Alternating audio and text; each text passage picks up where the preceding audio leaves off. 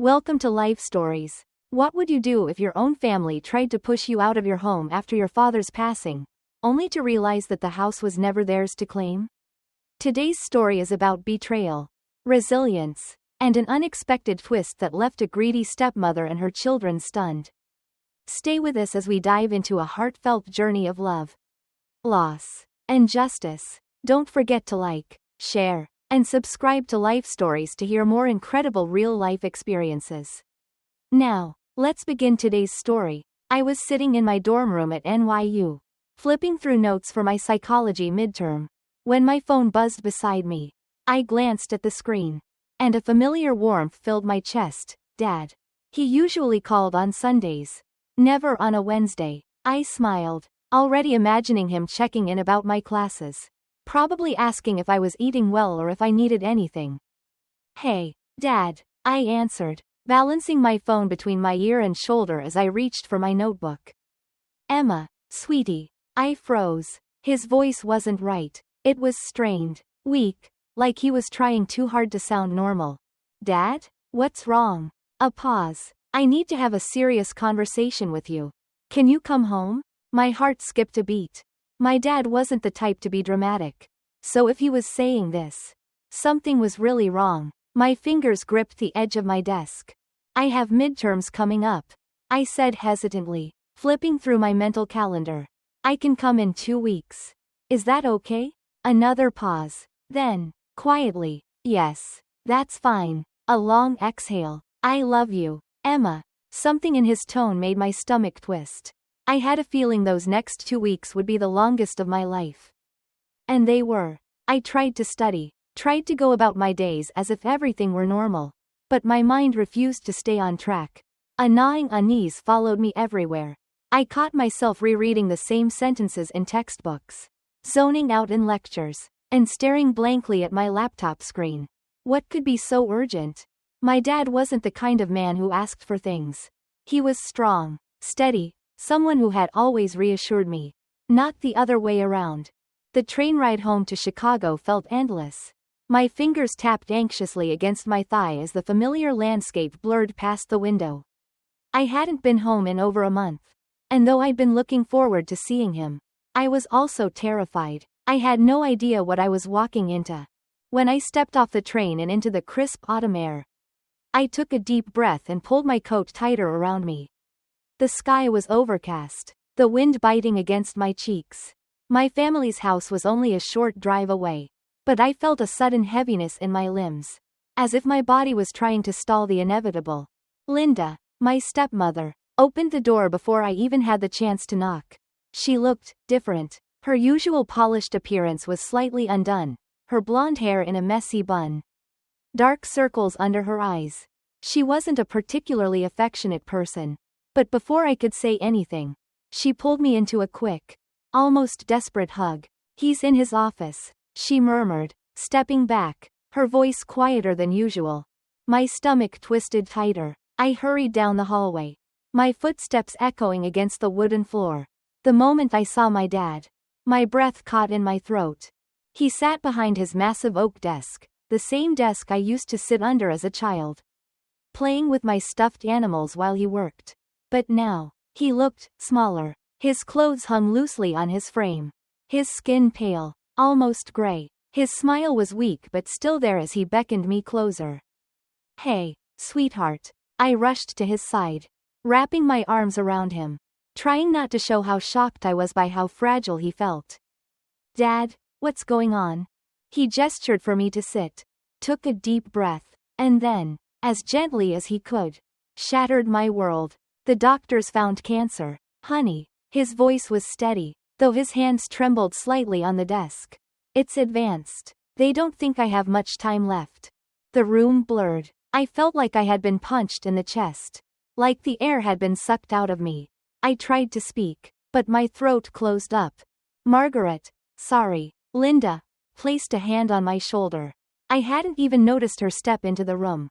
I'm so sorry, sweetheart, Dad whispered. I hope you can visit often. I want to spend as much time with you as possible.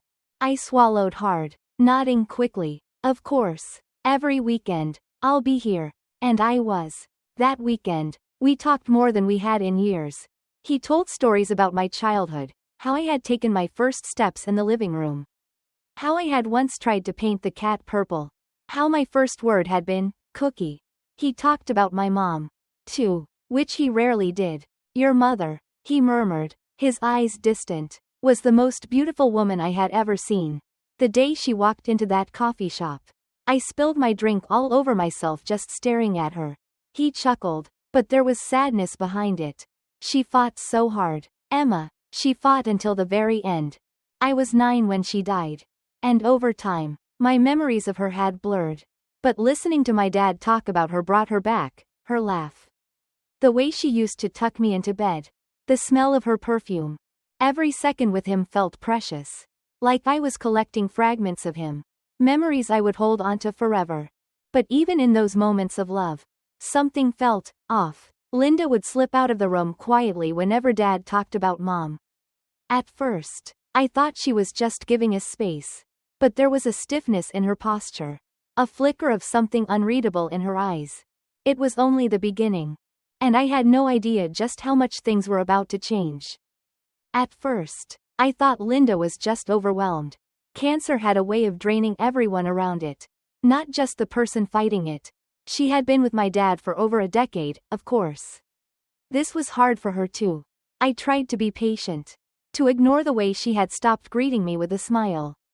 The way her warmth had faded into something more distant. But as the weeks passed, I couldn't ignore it anymore. I started calling Dad every day between my classes.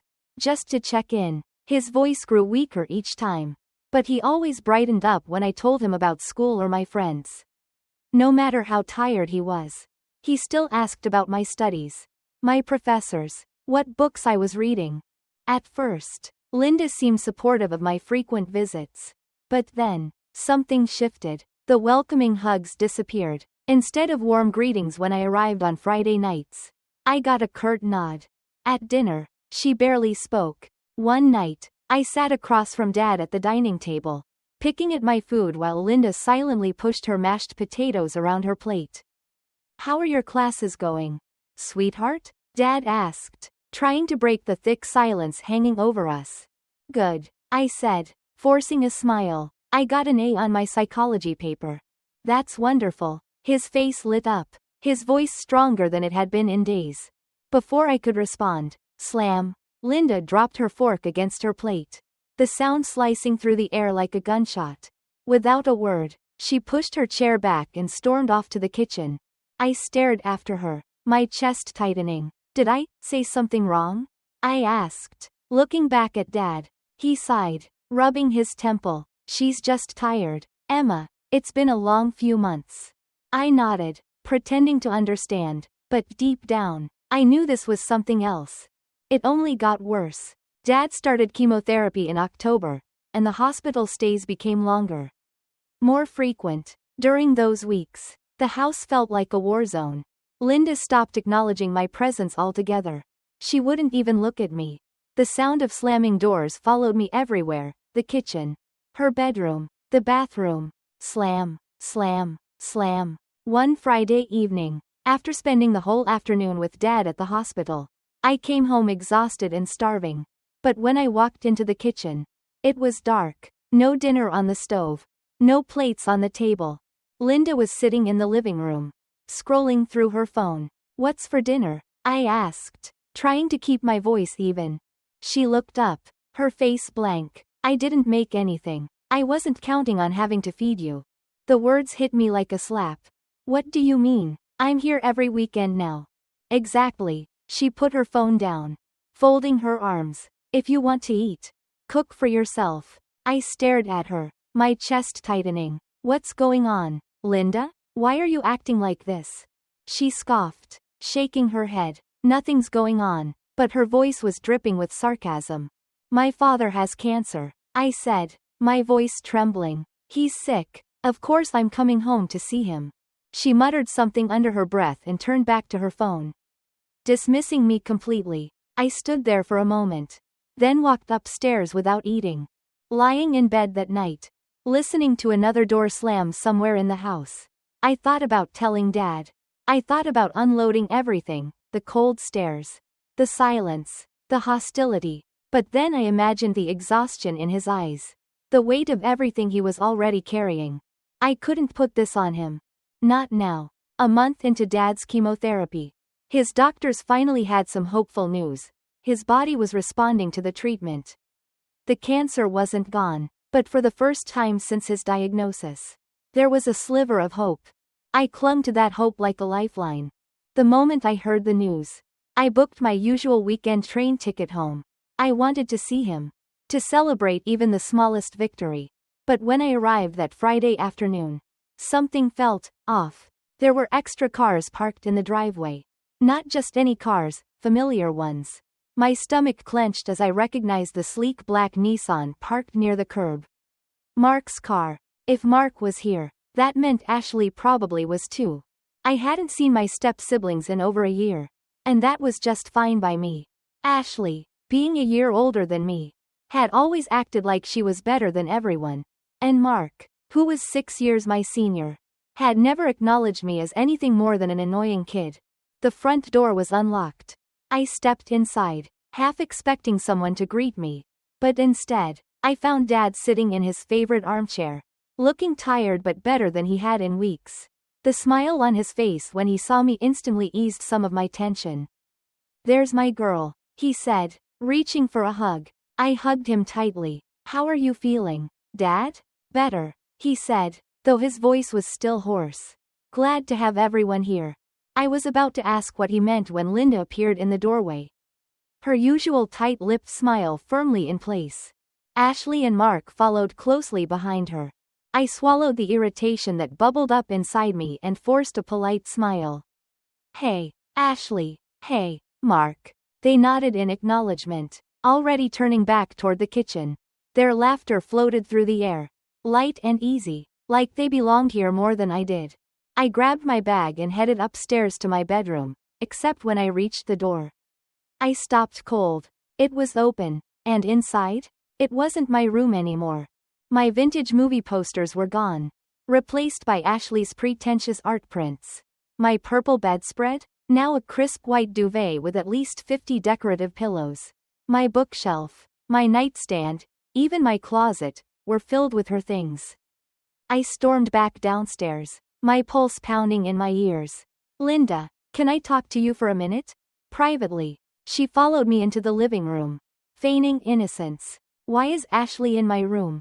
I demanded, barely keeping my voice steady.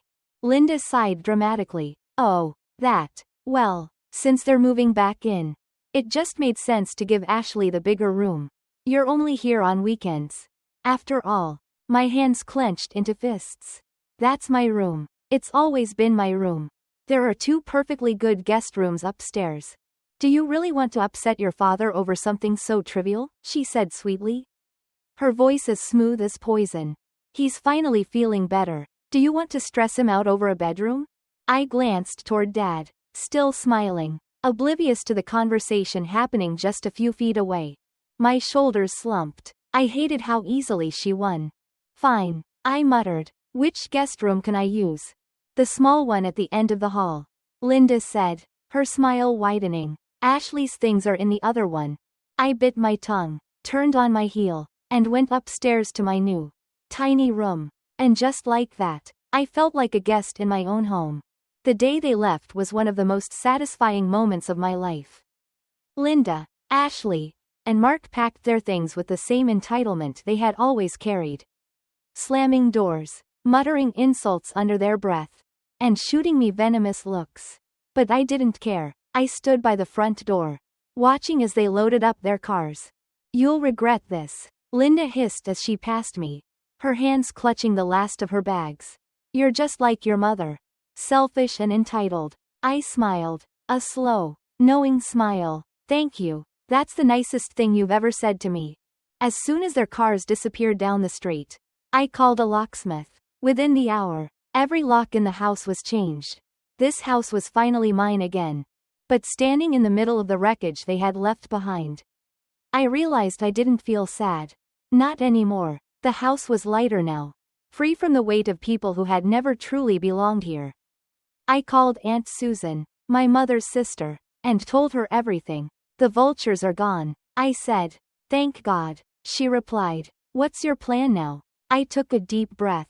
Looking around the home that had once been my mother's. The home she had left for me. I'm going to fix it. I said. And then, I'll rent it out while I finish school. No more freeloaders. And for the first time in a long time, I felt free. If you enjoyed this story, don't forget to like, share, and subscribe to Life Stories for more real-life experiences. Stay tuned for the next video.